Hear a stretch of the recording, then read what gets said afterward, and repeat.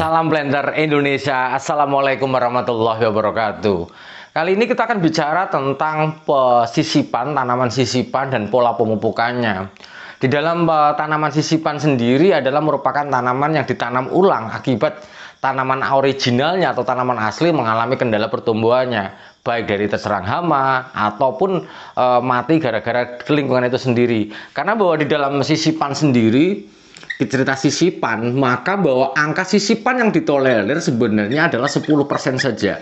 Angka jika terjadi sisipan, sekali lagi, adalah 10%. Di sebuah perusahaan, jika sisipan lebih daripada 10%, maka asisten akan dipersalahkan dengan sangat, apalagi asisten LC yang sedang penanaman. Kalau seandainya yang mati itu adalah lebih daripada 10%, maka hal ini sangat akan membuat si asisten ini menilainya sangat rendah sekali ketika sisipan lebih daripada 10%. Lah, ketika petani kelapa sawit ingin melakukan penanaman tanaman kelapa sawit di lapangan, maka jangan lupa bahwa ketika rata-rata pokok ya, kita rokok per hektarnya adalah 143 pokok, maka kita tidak bisa membeli hanya pada angka 143 pokok saja.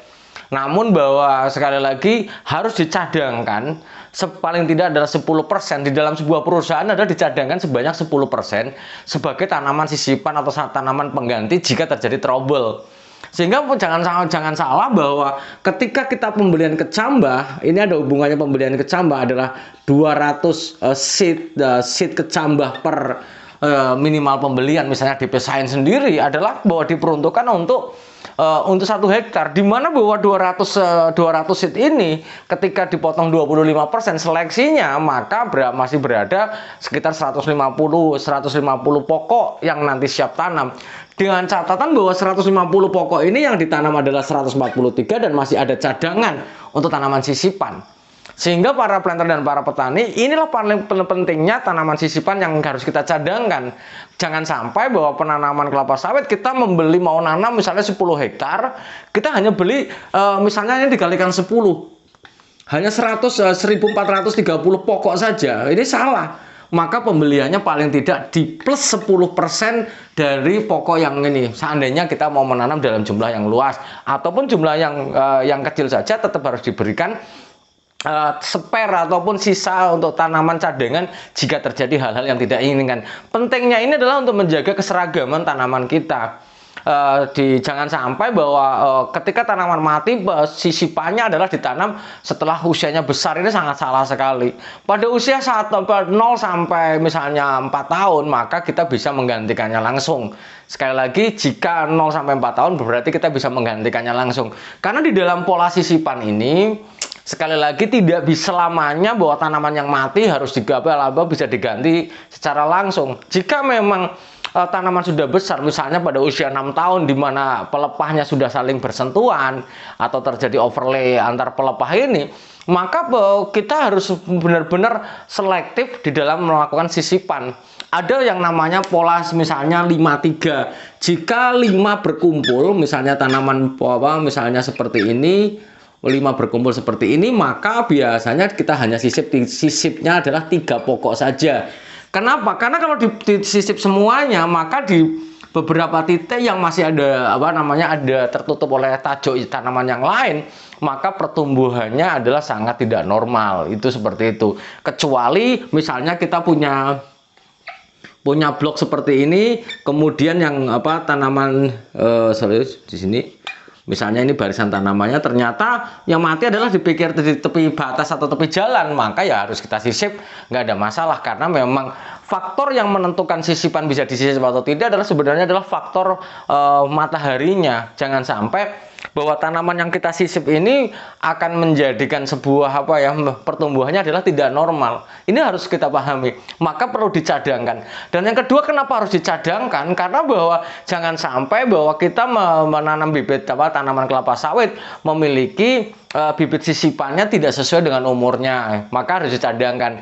Jika umurnya sama jauh lebih bagus sehingga pertumbuhannya nanti bisa mengejarnya. Lah, kalau misalnya jangan sampai yang kedua, ini yang sering terjadi salah itu adalah seandainya seperti ini. Kita menanam tanaman kelapa sawit misalnya di sini seperti ini. ternyata kita nggak cadangkan. Jangan sampai bahwa varietas juga menjadi faktor pembatas juga. Ketika kita menanam 143 pokok per hektar dengan jarak tanam 9 kali 9 kali 9 antar pokoknya, kemudian antar baris adalah 7,8 meter. Jangan sampai kita melakukan sisipan pada menggunakan pelepah yang panjang seperti itu. Jadi memang harus kita sesuaikan jenis varietasnya. Syukur-syukur jika memang varietas yang kita gunakan adalah varietas yang sama seperti tanaman originalnya. Seperti itu, maka konsep sisipan tidak semata-mata bisa digantikan secara total, itu tidak. Tapi harus kita memang benar-benar selektif sehingga pertumbuhan tanaman yang kita sisip masih sangat baik sekali. Lah ini jika tanaman 15 tahun Bapak ini mati satu, apakah bisa disisip? Jawabannya adalah tidak usah disisip. Karena memang kalau disisip pun tidak ada gunanya, apalagi tegakannya sudah tinggi-tinggi. Ketika disisip maka tanaman sisipan akan cenderung etiolasi. Halnya hampir sama ketika kita melakukan underplanting, pasti dia akan etiolasi dulu. Lah, bagi yang sering bertanya Pak, di salah satu sahabat obrolan bertanya, bagaimana sih Pak Pendi pola pemupukan sisipan? Karena bahwa tanaman yang kita tanam sisipan ini adalah umurnya tidak sama Pak Pendi. Selama dia masih umurnya, misalnya kita menanam 1 tahun, ternyata tanamannya gitu mati, bagaimana kita sisip? Maka pola pemupukannya adalah didasarkan pada umur sisipannya. Jangan disamakan dengan tanaman lainnya, karena sekali lagi tanaman yang kita sisipkan ke dalamnya adalah berbeda kondisinya dengan tanaman yang ada. Seandainya seperti ini contohnya, jika memang pada tanaman yang belum menghasilkan, misalnya yang sudah kita tanaman originalnya itu berumur 1 tahun, di mana ureanya sampai 500 gram, ternyata dia baru tanam, nggak mungkin kita ngasih ureanya 500 gram, tapi kita harus sisip menggunakan pola umur dianya berapa. Seperti itu, jangan sampai lah. Bapak ini bisa nggak sama lah? Karena di dalam mekanisme pemupukan adalah menggunakan range. Seandainya dia usianya nanti sama-sama, satunya 3 tahun, satunya 4 tahun, ternyata pada range yang sama. Seperti sebuah rekomendasi PPKS di tanaman yang menghasilkan adalah menggunakan range 3-4 tahun, maka ureanya sekian, KCl-nya sekian, kemudian dolomitnya sekian. Ini bisa dilaksanakan. Namun pada awal penanamannya bahwa perlakuannya berbeda pemupukannya, didasarkan pada umur ataupun fisik dari tanaman yang kita sisipkan. Jangan sampai bahwa tanaman yang baru kita tanam mendapatkan dosis dari tanaman originalnya. Wah, ini akan berantakan. Misalnya baru kita tanam pupuk ureanya 500 gram, ya kemungkinan akan terjadi plasmolisis akarnya, atau sehingga dia menyebabkan tanaman kelapa sawit yang kita sisipkan malah justru mati. Ya, ini perlu dipahami juga oleh para petani dan para planter. Intinya yang ingin saya sampaikan pada malam hari ini, kesimpulannya adalah jika kita menanam sisipan, maka kita cadangkan. Yang pertama harus ada tanaman cadangan. Ketika kita mau melakukan penanaman, mau 1 hektar, 2 hektar, sampai 10 hektar, ataupun yang seluas-luasnya pun, maka harus ada tanaman cadangan.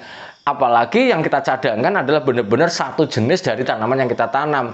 Jangan dalam satu hamparan ternyata misalnya SC sisipannya lonso misalnya adalah sebenarnya kurang pas, karena mungkin perbedaan-perbedaan di dalam karakteristiknya berbeda, apalagi panjang pelepahnya berbeda. Ini salah satu harus dipahami. Kemudian ketika kita menanam sisipan, maka pola pemupukannya adalah didasarkan pada fisik tanaman yang disisipkan, bukan pada tanaman original atau tanaman asli yang sudah tumbuh di lahan kita. Itu yang kedua. Yang ketiga, yang paling penting adalah bahwa tidak semua lahan yang kosong bisa kita sisip. Kita harus melihat kondisinya, apakah memungkinkan disisip atau tidak. Sekali lagi, faktor pembatas tanaman sisipan untuk pertumbuhannya adalah terhalangnya tanaman yang kita sisipkan akibat dari terhalangnya sinar matahari oleh tanaman original. Selama dia masih kecil 0-4 tahun, jika memang mati akibat misalnya kumbang tanduk ataupun misalnya yang lainnya, kecuali mati akibat misalnya kena Ganoderma, itu memang harus hati-hati, karena Ganoderma pada generasi ketiga, kedua, ketiga juga menyerang pada tanaman yang belum menghasilkan. Maka memang harus ada treatmentnya yang tertentu, baru kita bisa sisipkan. Mungkin itu saja yang dapat saya sampaikan, semoga bermanfaat bagi kita semuanya. Dan sekali lagi, semoga Allah memberikan saya dan Anda semuanya kebahagiaan dan kesehatan tanpa syarat, dan salam hangat bagi keluarga Anda di rumah. Terima kasih, salam planter Indonesia. Assalamualaikum warahmatullahi wabarakatuh.